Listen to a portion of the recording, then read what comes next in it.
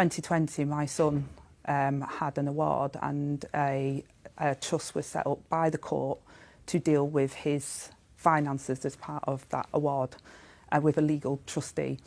And in 2023, when me and my husband divorced, the decision was, because that home was adapted to support my son who has lifelong disabilities as a result of Starmer's handwritten farewell, the Angela Rayner resignation that shook Westminster. Right then, if you're passionate about the intricacies of British politics and want to stay ahead of Westminster's most explosive developments, you'll want to hit that subscribe button now, because what I'm about to reveal about Angela Rayner's dramatic exit from government will absolutely astound you. Don't forget to give this video a thumbs up and share it with anyone who needs to understand just how seismic this political earthquake truly is. Westminster has witnessed its fair share of political casualties, but rarely has a resignation letter carried such devastating personal weight as the one we're dissecting today.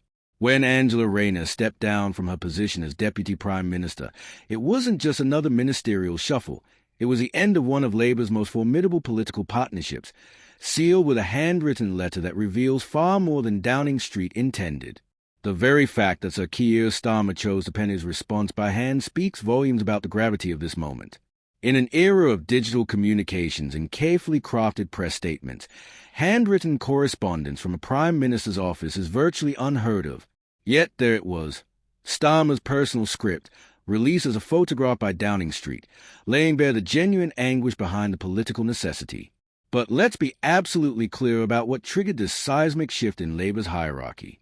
This wasn't a voluntary departure born of policy disagreements or personal ambition.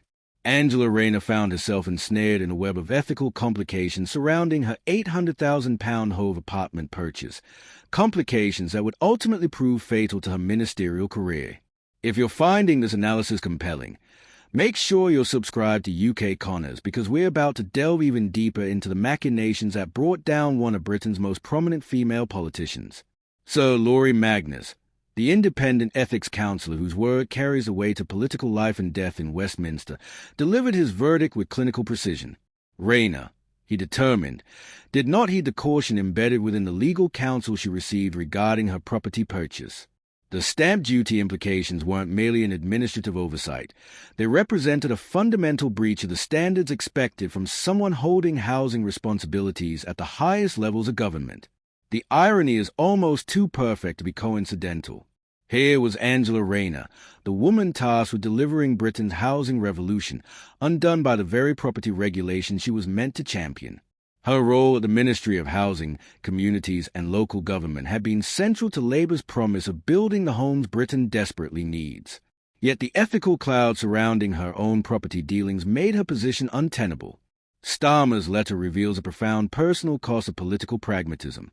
I am really sorry that your time as Deputy Prime Minister, Secretary of State, and Deputy Leader of the Labour Party has come to an end in this manner, he writes, the weight of genuine regret palpable in every carefully chosen word.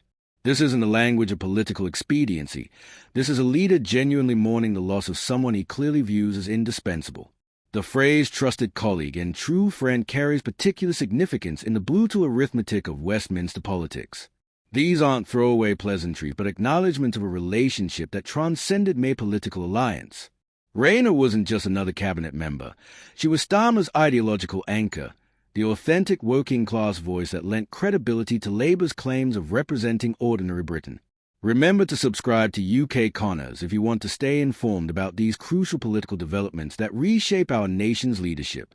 But perhaps the most revealing aspect of Starmer's correspondence is his acknowledgement of the strongest system governing ministerial behaviour that Labour implemented upon taking office. This isn't merely bureaucratic housekeeping. It's a direct response to the ethical chaos that characterized the dying days of Conservative rule. Labour staked its reputation on being different, on holding itself to higher standards. Rayner's resignation, painful as it clearly is for Starmer, represents the inevitable price of that commitment. The Prime Minister's recognition that Rayner was correct to refer herself to the independent advisor on ministerial standards and to follow his recommendations speaks to a level of institutional integrity that Westminster hasn't witnessed in years. Under previous administrations, ministers clung to office despite ethical lapses that would have been career-ending in any other profession. Labour's willingness to sacrifice even its most prominent figures for the sake of standards represents a genuine departure from recent precedent. Yet Starmer's tribute to Rayner's achievements reveals just how costly this principled stance has proven.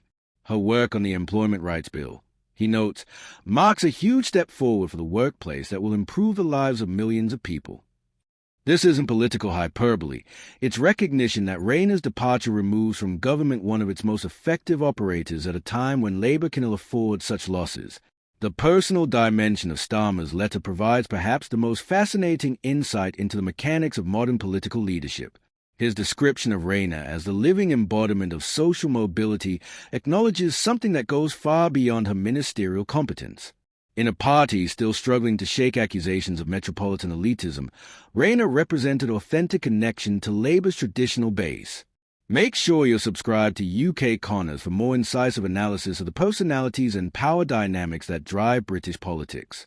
Her journey from teenage mother to Deputy Prime Minister wasn't just an inspiring personal story, it was central to Labour's political narrative. Her departure leaves Starmer's government noticeably less representative of the working-class communities it claims to champion. The optics are particularly damaging given that her downfall stemmed from property dealings that most of her constituents could never dream of affording. The stamp duty controversy that fell Rayner also exposes a complex relationship between personal wealth and political authenticity in modern Britain. Here was a politician whose working-class credentials were central to her appeal, yet who found herself embroiled in disputes over an £800,000 property purchase. The contradiction speaks to broader questions about how politicians navigate the gap between their origins and their current circumstances. Starmer's assurance that Rayner will still be a significant figure in our party even though you will not be a member of the government carries particular weight in this context. It's both an attempt at consolation and a recognition of political reality. Rayner's influence within Labour extends far beyond her ministerial portfolio. She commands loyalty among precisely those MPs and activists who view Starmer with occasional suspicion. Her continued presence on the backbenches represents both an opportunity and a challenge for the Prime Minister. On one hand, her experience and political acumen remain available to the party. On the other, her removal from government creates a potential focal point for internal dissent, particularly if Labour's polling numbers begin to deteriorate. The Independent Ethics Advisor's conclusion that Rayner failed to pay the entire stamp duty amount might seem like a technical violation, but in the context of a government promising to crack down on tax avoidance, it takes on broader political significance. The optics of a housing minister failing to meet her tax obligations while ordinary families struggle with mounting property costs are simply unsustainable. Don't forget to subscribe to UK Connors and hit the notification bell to ensure you never miss our cutting-edge political analysis. Starmer's decision to release his handwritten letter publicly represents a calculated risk. While it demonstrates his personal integrity and the genuine difficulty of Rayner's departure, it also draws additional attention to a story the government would prefer to see fade from headlines. The photograph of his handwriting adds an intimate dimension that makes the political calculation behind Rayner's removal seem even more ruthless. The timing of this crisis couldn't be worse for Labour. With the government still in its relative honeymoon period, losing such a prominent figure to ethical violations undermines a narrative of competent governance that Starmer has worked so hard to establish. The Conservative opposition will undoubtedly seize on this as evidence that Labour's claims of higher standards were merely campaign rhetoric. Yet there's also an argument that Rayner's swift removal demonstrates Labour's commitment to the very standards that distinguish it from its predecessors. Unlike the endless defenses and deflections that characterize ministerial scandals under Conservative rule, Starmer's government has moved decisively to address ethical lapses. The question is whether voters will credit this approach or simply see it as evidence of Labour's inability to govern without controversy. The reference in Starmer's letter to Rayner's work on housing policy carries particular poignancy given the circumstances of her departure. Her efforts to assist in the development of the houses that Britain needs were central to Labour's domestic agenda, yet her own property dealings became the source of her political downfall. The irony would be almost comedic if the stakes weren't so high. Her departure leaves a significant gap in Labour's housing strategy at a time when the party has made ambitious promises about construction targets and planning reform. Rayner wasn't just a figurehead. She was actively engaged in the detailed policy work necessary to deliver on Labour's commitments. Her replacement will need to master both the technical complexities of housing policy and the political sensitivities that surround any major reform in this area. Starmer's acknowledgement of his genuine regret at Rayner's departure provides insight into the personal costs of political leadership. This isn't merely the loss of a competent minister, it's the end of a partnership that helped define Labour's path back to power. The two politicians complemented each other perfectly, with Starmer providing strategic vision and Rayner delivering authentic connection to Labour's base. Subscribe to UK Connors now to ensure you're always first to know about the political developments that matter most to Britain's future. The phrase best wishes that concludes Starmer's letter carries particular weight in the context of Westminster's brutal politics. These aren't empty pleasantries, but genuine expressions of continued respect despite the political necessity of separation. It suggests that, unlike many ministerial departures, this one hasn't irreparably damaged personal relationships. This distinction matters enormously for Labour's future unity. Political parties that allow policy disagreement to become personal vendettas rarely recover their effectiveness. Starmer's careful maintenance of his relationship with Rayner, even while accepting her resignation, demonstrates a kind of mature leadership that successful governments require. The independent advisor's role in this saga also deserves scrutiny. Sir Laurie Magnus operated under the reformed ethical framework that Labour established precisely to avoid the kind of scandals that plagued previous governments. His conclusion that Rayner's actions fell short of required standards wasn't political persecution, but the inevitable result of Labour's own commitment to transparency. This creates a fascinating paradox for the government. The very reforms designed to protect Labour's reputation have now claimed one of its most prominent figures. It's a demonstration of integrity that comes at enormous political cost, raising questions about whether such rigid standards are sustainable in the messy reality of political life. The £800,000 price tag on Rayner's Hove apartment also highlights the complex relationship between political representation and personal wealth. While politicians shouldn't be expected to take vows of poverty, there's undeniable tension between representing working-class constituencies while accumulating substantial personal assets. Rayner's situation wasn't unique, but her prominence made it particularly visible. Her departure removed from government someone who could speak authentically about economic inequality because she had experienced it personally. This kind of lived experience is increasingly rare in Westminster, where many politicians have followed similar paths through elite universities and political activism. Rayner represented a different trajectory, one that Labour will struggle to replace. Make sure you're subscribed to UK Connors for more penetrating analysis of British political dynamics. The employment rights bill that Starmer praised in his letter represents perhaps Rayner's most significant legislative legacy. Her work on expanding worker protections and strengthening trade union rights reflected her personal understanding of employment insecurity. Her departure raises questions about whether her replacement will bring the same commitment to these reforms. This policy dimension of Rayner's resignation extends far beyond Westminster gossip. Real legislation affecting millions of workers now faces uncertain prospects without its primary champion in government. The political machinations that dominate headlines have genuine consequences for ordinary people's working lives. Starmer's description of Rayner as someone from all walks of life agree represents recognition that her appeal transcended traditional party lines.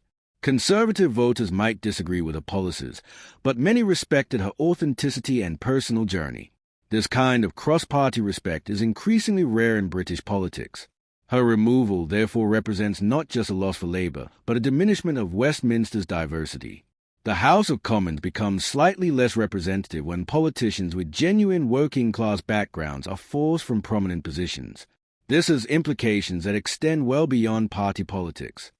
The phrase social mobility in Starmer's letter carries particular resonance in contemporary British politics. Rayner's career represented proof that Britain's class barriers weren't insurmountable, that talent and determination could overcome humble origins. Her departure risks reinforcing cynical assumptions about political advancement. Yet the circumstances of her resignation also demonstrate that success doesn't immunize politicians from scrutiny.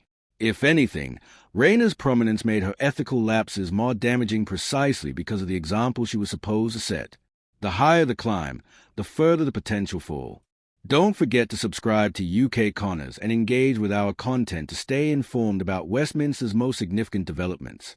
The handwritten nature of Starmer's letter adds layers of meaning that typed correspondence simply couldn't convey. In an age of digital communication, the physical act of writing represents additional effort and personal investment. It suggests that despite the political necessity of accepting Rayner's resignation, the personal relationship remains intact. This attention to personal relationships will prove crucial for Labour's future effectiveness. Political parties function through networks of trust and mutual respect that survive individual controversies. Starmer's careful handling of Rayner's departure suggests an understanding that today's opponent might become tomorrow's ally. The stamp duty controversy that triggered this crisis also raises broader questions about tax compliance among the political class. If a housing minister can fall foul of property tax requirements, what does this say about the complexity of the system ordinary citizens must navigate? There's an argument that Rayner's difficulties highlight problems with the tax code itself. Her situation wasn't malicious tax evasion, but apparent confusion about legal obligations in a complex property transaction. This distinction matters enormously for how we interpret her departure. Intent matters in ethics as much as outcomes, and there's no suggestion that Rayner deliberately sought to avoid her obligations. The independent advisor's focus on her failure to heed the caution in legal advice suggests that competent counsel was available but not fully followed. This raises questions about the support systems available to ministers navigating complex personal finances while serving in demanding public roles. Political careers increasingly require individuals to maintain separation between their private interests and public duties, yet the boundaries aren't always clear. Rayner's case demonstrates how quickly good intentions can lead to career-ending complications when those boundaries are crossed. Subscribe to UK Connors to ensure you never miss our comprehensive coverage of British political developments. The timing of Magnus's intervention also deserves consideration. Independent advisors must balance thoroughness with efficiency, ensuring that investigations don't become fishing expeditions while still maintaining rigorous standards. His conclusion that Rayner's actions were insufficient suggests clear evidence rather than borderline judgment calls. This kind of definitive finding makes political survival virtually impossible, regardless of the minister's other accomplishments. Once an independent advisor reaches such conclusions, the political calculation becomes inevitable. Personal relationships and policy achievements become secondary to institutional integrity. Starmer's letter acknowledges this harsh arithmetic while still recognizing Rayner's broader contributions. It's a masterclass in political communication that accepts necessity while preserving dignity. Such careful balance reflects the kind of mature leadership that Westminster has often lacked.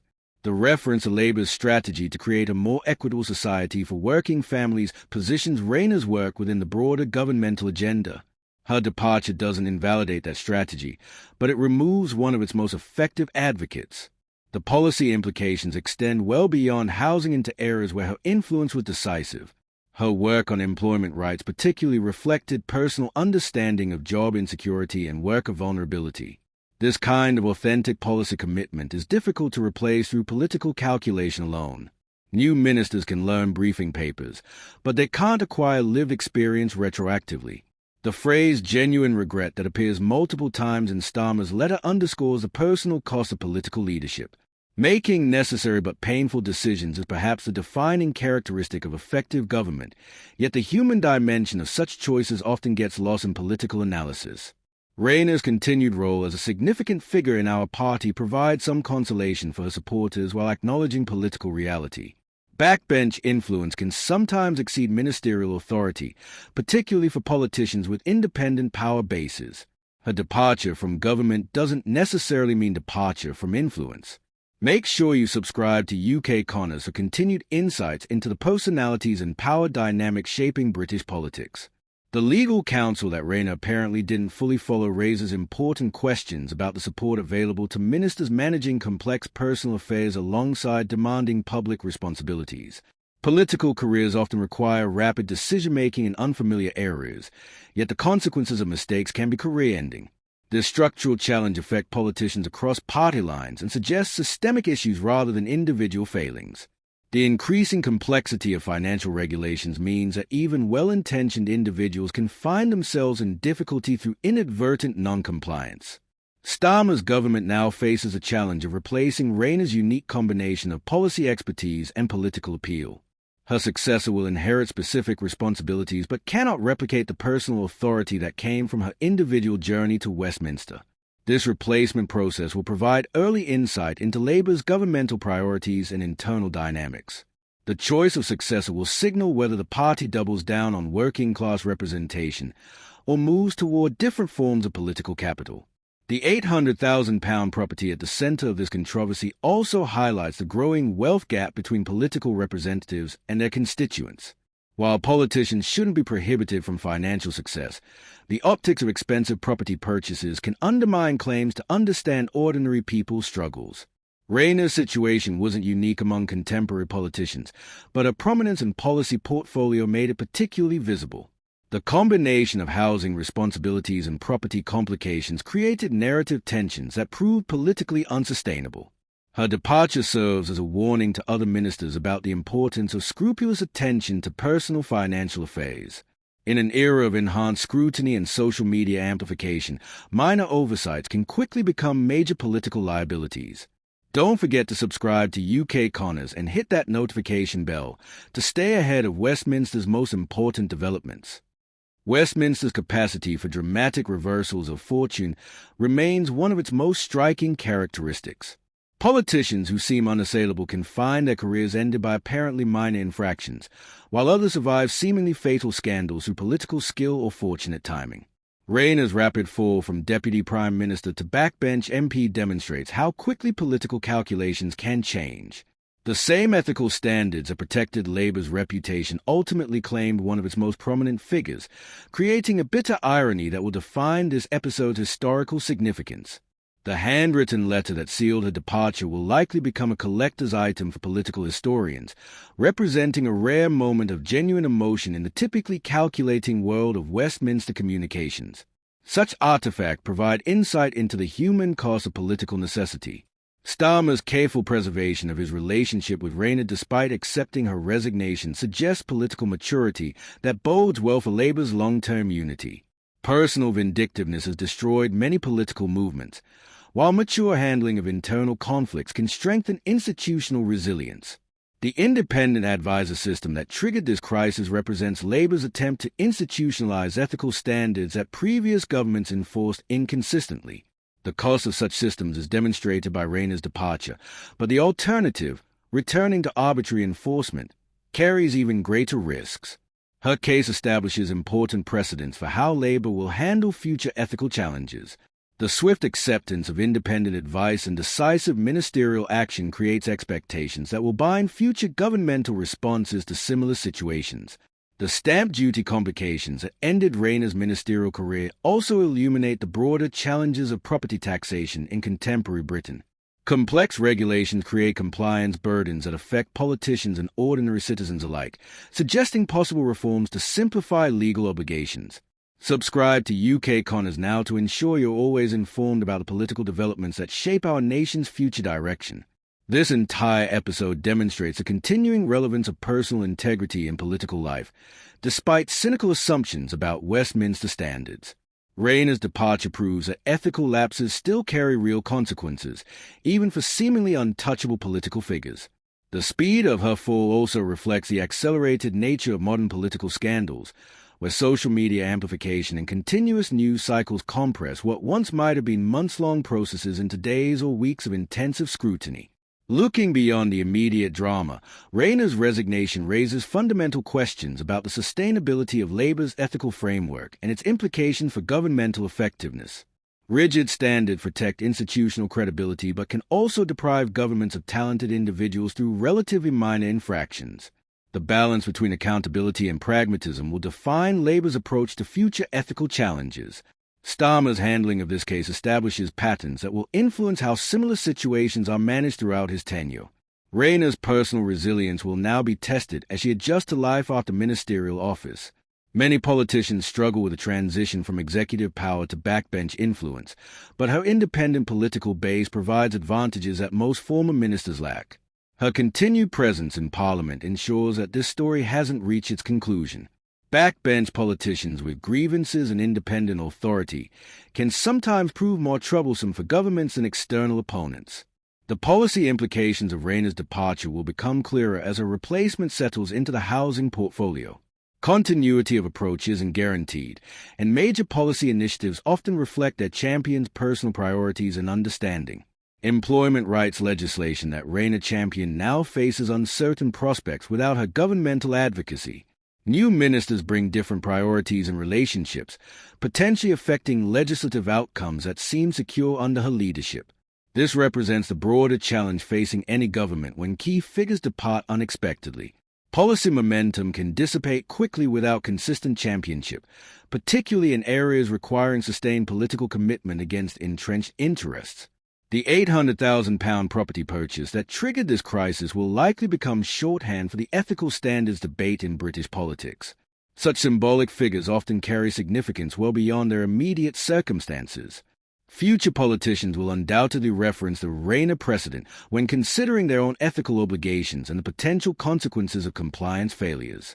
Her case establishes benchmarks that will influence political behavior for years to come. Don't forget to subscribe to UK Connors for continued analysis of how these developments reshape British political culture and governmental effectiveness. The handwritten farewell letter from Starmer to Rayner captures a moment of genuine human emotion amid the brutal calculations of Westminster politics. Such artifacts remind us that behind the policy debates and strategic maneuvering are real relationships and personal costs. Her departure marks the end of one chapter in Labour's governmental story while opening another that will test the party's resilience and adaptive capacity. Political movements that survive individual departures often emerge stronger, but the process requires careful management of internal relationships and external perceptions. The ethical framework that claimed Rayner's ministerial career will face continuing tests as other politicians navigate complex personal and professional obligations. The precedent established by her swift departure creates expectations that will bind future governmental responses. Westminster's capacity for reinvention means that today's conclusion might become tomorrow's new beginning. Rayner's political career extends beyond ministerial office, and her influence within Labour Party structures remains significant despite governmental departure. The stamp duty controversy that ended her time in government represents broader tensions between political representation and personal wealth accumulation. These issues transcend individual cases and reflect systemic challenges in contemporary democratic politics. Her authentic working-class background provided Labour with credibility that will be difficult to replace through political calculation alone. Such genuine representation requires lived experience that can't be manufactured or learned through briefing materials. The personal relationships that survive this political crisis may prove more important than the immediate policy implications. Westminster functions through networks of trust and respect that outlast individual controversies and governmental changes. Starmer's masterful handling of a personally painful but politically necessary decision demonstrates the kind of mature leadership that effective governance requires. Such balance between personal loyalty and institutional integrity distinguishes successful from failed political movements. There you have it, the dramatic conclusion to one of Westminster's most significant political partnerships, sealed with a handwritten letter that reveals as much about British political culture as it does about the individuals involved. Angela Rayner's departure from government represents far more than a ministerial reshuffle. It's a defining moment that will influence Labour's trajectory and establish precedents for political accountability that will resonate for years to come. If you found this analysis compelling, make sure you're subscribed to UK Connors and have hit that notification bell, because Westminster never stops delivering the kind of political drama that shapes our nation's future. Share this video with anyone who needs to understand the real dynamics behind the headlines, and let us know in the comments what you think this means for Labour's long-term prospects. Until next time, this has been UK Connors, keeping you informed about the political developments that truly matter.